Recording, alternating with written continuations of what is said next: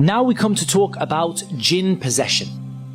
And jinn possession is different from magic. We're not talking about magic. We're going to talk about jinn possession. We're talking about a voluntary act by one of the jinn. We're not talking about the jinn being commissioned by somebody to attack someone. We're not talking about the jinn being forced to attack somebody. We are talking about a jinni voluntarily of his or her own accord attacking a person. And the difference is that in magic it is not of their own accord, in the sense that it's not something that the magician has commissioned them to do, or has forced them to do, or has or they've been compelled by in one way or another, or they have agreed to do what the magician said. We're talking about the jinn doing it absolutely of their own free will and volition, their decision that they make that I'm going to possess this person. And there are many proofs of this. And again, one of the most common things that I hear, and I keep meaning to write an article on this, is people who say there's no evidence that the jinn possess people, and that all of this is mental illness and so on and so forth. Say to him, no problem. Do you believe in the jinn? They say, yes, we believe in the jinn. Because you know the jinn are mentioned in the Quran, yes. And you believe that the jinn are a type of creation, yes. And you believe that the jinn are intelligent, yes. And you believe that the jinn have had interaction with human beings, and this interaction has led them both to transgression and tyranny, yes. Why don't you believe the jinn possess people? The answer will come back, and there is no other answer. The only answer will come back is that my mind cannot comprehend it. There's no chance of any other answer. Just say the only thing they have after everything is, it doesn't make sense to me. And that's not an evidence in Islam. Rather, if we look at some of the evidence, Allah subhanahu wa ta'ala says, those who devour riba will not stand on the day of resurrection except like the standing of a person who is touched by the shaitan, possessed by the shaitan, leading him to insanity. And the word mas here is the word used for jinn possession. They are possessed by the shaitan, leading them into insanity. The Prophet ﷺ said, the shaitan flows through the son of Adam as his blood flows. And in a number of ahadith, the Prophet ﷺ removed the jinn from the bodies of people. And he would come to a person and strike him on his chest or on his back and say, leave, O enemy of Allah, and I am the messenger of Allah. Tell me, what was he striking if the jinn doesn't possess a person? He would strike someone on his chest and say, leave, O enemy of Allah, and I am the messenger of Allah? Doesn't make any sense. But as for the jinn possessing people, this is something that is testified by the Quran, by the Sunnah, and by consensus of the Muslims, i.e. until probably modern psychiatry, Freud or whoever it was, there was no Muslim scholar who rejected this. Except for the extreme philosophers and the Mu'tazila and some other extreme groups, there were no mainstream Muslim scholars who rejected it. Furthermore, it's not just the Quran and the Sunnah and the consensus of the Muslims, but the eyes and the ears and the senses, you see it every single day, in a way that can't be explained by mental illness.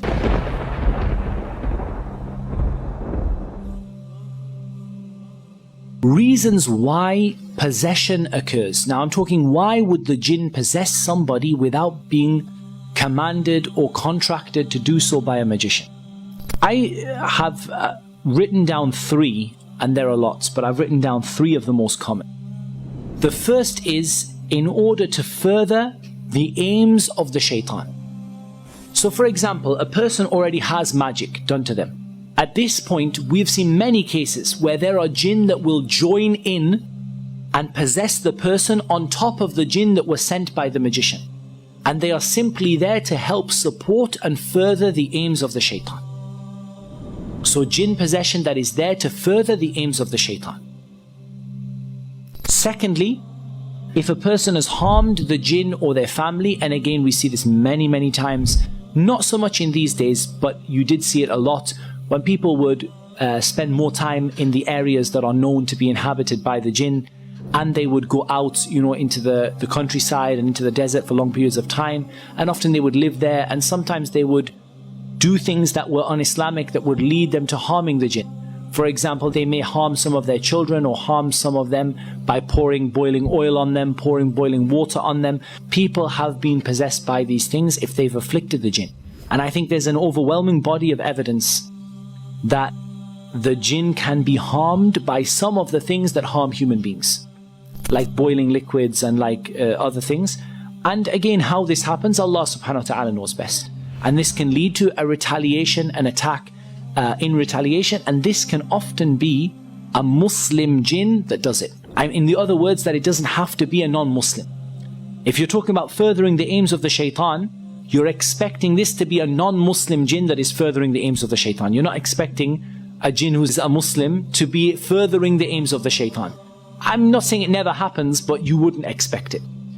And likewise when it comes to the issue of love, and this applies to both genders, that the jinn who attach themselves to others, there is no sort of guarantee that they would be from the non-Muslims. They may just as well be from the Muslims who have, turned away from the path of Allah, who've gone far away, who are not practicing their Islam properly, and who are afflicted in this regard. So jinn, they fall in love with people. And this is extremely important for our sisters especially. So for example, you're leaving the house and you're not wearing the correct hijab, you're not properly covered, or you are wearing a lot of makeup and you have beautified yourself and you're leaving the home, then don't forget that there are other creations besides men. There are men who are going to look at you, but at the same time, a jinn may fall in love with you. And this is something very, very common.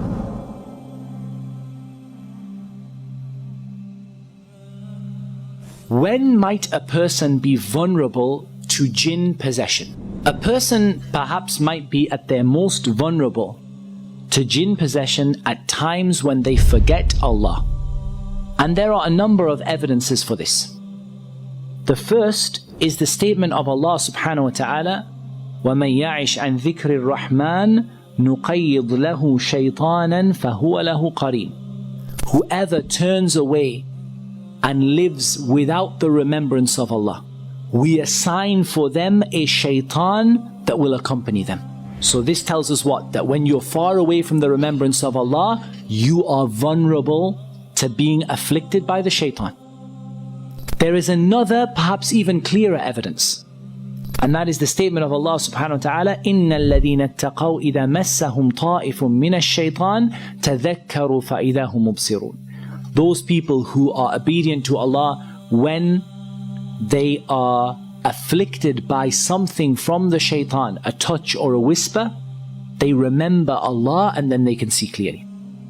So the remembrance of Allah pushes away the shaitan, and not remembering Allah draws the shaitan near to you. And this is true of any time when you forget Allah. But from experience, extreme emotion is a key here.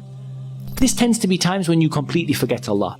When you completely forget Allah is when you have experienced extreme emotions. I'm not talking about you get angry, but I'm talking you get so angry that you lose your mind. You no longer know what it is that you're saying. This is a time when you have completely forgotten Allah, and it's a time when you are vulnerable to being attacked from the shaitan. And indeed the Prophet ﷺ warned against this kind of anger in the famous hadith, لا تغضب, do not become angry. Even when a person experiences extreme joy, extreme sadness, to the point where they no longer can control themselves and their bodies and what they're saying and what they're thinking, then this is a time when a person is particularly vulnerable. We also have an evidence from the Sunnah that a person is vulnerable in places that are particularly unclean or isolated. So you're in somewhere that's particularly isolated and deserted, or you end up in a new place, you drive into a new city, you climb out of your car. The evidence for this from the Sunnah, add to this the statement of the Prophet ﷺ that the wolf only eats from the lone sheep. This also gives you an indication that the shaitan, a person is vulnerable to the shaitan in cases where they are isolated. Prophet ﷺ speaking about the shaitan, that the shaitan afflicts the person who is alone in a way that he doesn't afflict the person who is with somebody. And there's no doubt, if we add to this the fact that magicians are known for going out to isolated places to seek help from the jinn, then there's no doubt that this further emphasizes the concept that we have.